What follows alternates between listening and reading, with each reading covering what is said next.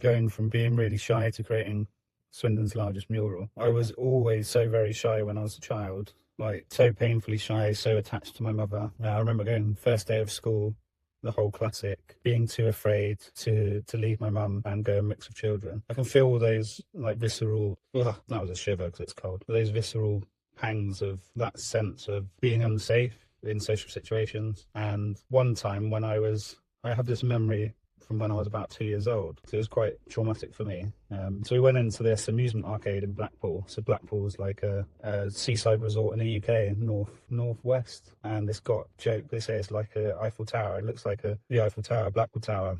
But anyway, it was in this arcade place where they have amusement arcade and video games and stuff. And I was walking with my mum, and then all of a sudden I couldn't see them. They were nowhere to be seen. I panicked. So I looked around and started crying, and I can feel that feeling now, just like feeling of panic and overwhelm and not knowing what to do.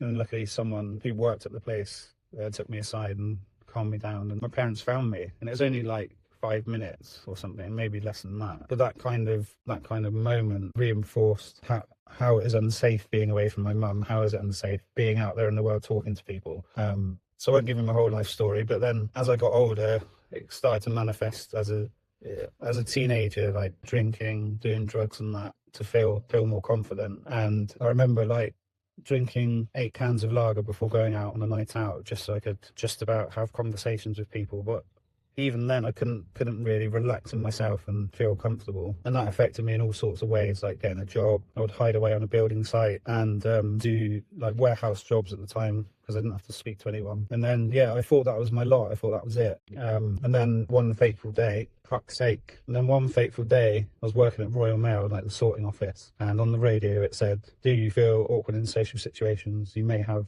social anxiety. No one else around me heard that, but I really zoned into that, and it rung a bell in my mind that I was feeling that way very often, and it put a name to how I was feeling. So after that, I met a guy at that place, Royal Mail, who was at Swindon College, and he said that he's doing some kind of graphics course. So that gave me the confidence to apply for that, because at the time I wanted to consider going to university, other people going, but the idea of moving away and mixing with people at the time seemed impossible. So I plucked up so much courage to go to the local college, and even that was hard. Like starting there felt like the first day of school again.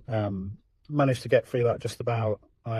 Because I knew about social anxiety, I could tell the tutor that I felt anxious doing presentations and kind of group work, which was a lot of the course. On a couple of occasions I walked out of the class because I felt so anxious. When one of the tutors said it's time for a group discussion, I just panicked and walked out. And I was too embarrassed to tell people. Got through college, and then I kind of did bits and pieces of work.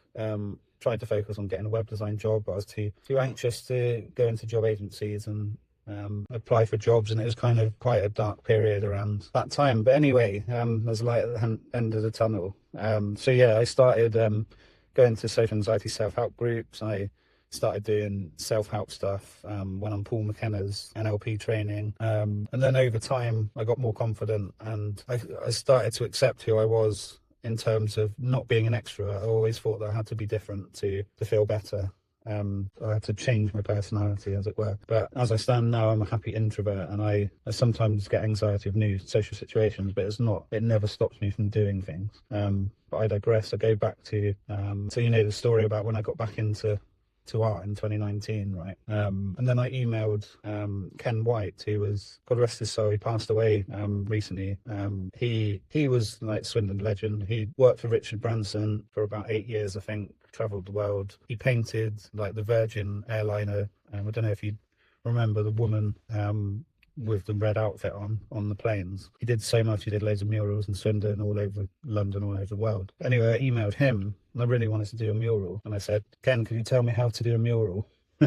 Which sounds a bit silly, but we often ask people in authority to like give us the permission to, or give us something so we can go and do the thing. But he replied with one line saying, you've just got to go and do it. So that's what I did. It seemed like everything aligned, and I'd never done a mural before. So I went, I found this wall down by where I lived at the time in Swindon. This was back in 2022, and it was full of graffiti. And I'm not against graffiti, but it just looked horrible. It was all messy and like bit of an eyesore. And I was thinking that'd be great to do a big mural on. So I posted it on the local Facebook group. Turns out someone else had been trying to do this, get permission for this mural, and it was like the stars aligned. So I met with this lady, Helen, who was interested in doing this project. We got chatting, and yeah, we sat there in the cafe, and I had no idea. I felt a bit of an imposter because I'd never done a mural, but my ego was like, I want to do this big mural myself. But then what came from it was this amazing collaboration between 10 artists, and we split up the pieces in the mural into 10 bits, and everyone had their own arch, and it had like a local theme to it. So my piece was a tribute to my tutor from Swindon College, who was really supportive, called Paul Moss. He sadly passed away a few years back, so it was my tribute to him. And other people did like local railway heritage, and someone did a suffragette who lived in Swindon as well. So we had this really amazing community feel to it. People came up to me in the street and they were crying because they really loved how it made them feel when they walked past. But yeah, just wanted to end with, you just got to start something. If it sounds simple, I hate when people say just do it, because sometimes you can't feel that you can, but just doing the first step, I didn't believe I could do a mural. But it all kind of, when we step out of a comfort zone, it all kind of comes together. So I wanted to show you this clip from BBC Points West. So it's a news clip about the mural. So yeah, if you have any questions below, let me know. Parts of Swindon blighted by graffiti are undergoing a transformation. Walls and bridges, which have previously been scrawled with really ugly tags, are getting fresh new murals. The artists hope that their work will help to restore a bit of community pride. Here's our Wiltshire reporter, Will Glennon. It's been a long time in the planning, but finishing touches are now being put to this series of murals in Swindon.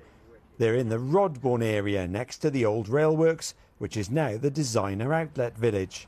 And they've been really well received. I'm overwhelmed, really. I cannot believe how well it's gone, and also the response of the locals. It's honestly, some people have been walking past really choked up, and I'm not even joking about that. They've got so overwhelmed that somebody's actually doing something positive within the area. This is what the wall used to look like. Blank and cream, it was constantly being defaced. So a group of local artists called the Redcliffe Collective decided to turn it into something people could be proud of. The arches mimic the railworks heritage buildings.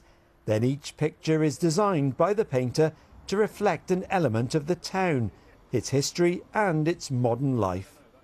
It's basically Exmouth Street. It's a street, a terrace street in Swindon. It's very special to me because it holds fond memories, and I just wanted to represent a typical sort of 100-year-old street in Swindon, that era.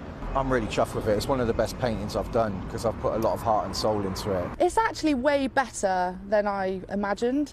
I first started with a bit of a sketch. Didn't know what colours I was going to use or anything like that, but it all came together really well. I wanted to do a tribute to my late college tutor. Went to Swindon College 20 years ago, and he was just such an amazing support to me.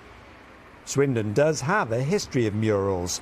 The famous artist Ken White, one of those who've painted across the town for decades.